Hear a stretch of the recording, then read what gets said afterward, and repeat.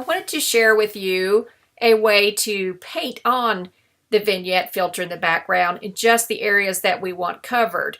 In this image of this little flower, I like the background already pretty much, but I don't like this brighter area up here, and there's some little brighter areas here too, but we can take care of that. I'm going to go up into Filter, NIK Color Efex Pro,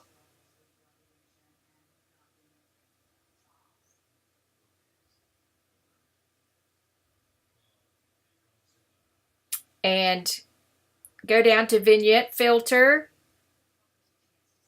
which gives us our black filter, but that's okay. What I want to do is make sure that the vignette is covering up the areas that I didn't like, which was the brighter area at the top and the kind of bright area here, and that's pretty covered. Now I'm going to change the color of my vignette by taking the opacity all the way down, grabbing the eyedropper, sampling an area of the green, bringing it back up and making sure those areas are covered. They are. Now, as you can see, my vignette is covering up part of the flower, but that's okay for now. We're going to take care of that. I'm going to say okay.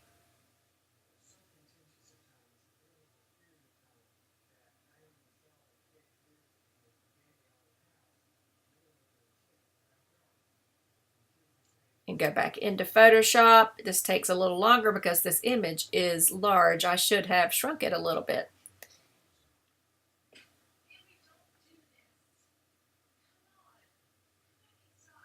Okay, so now you can see this was before the filter, after the filter, but of course that's just not going to work. What I want to do is paint the vignette just on the areas that I like to be covered. So I'm going to make a little mask, which is the front loader washing machine at the bottom. I'm going to do edit.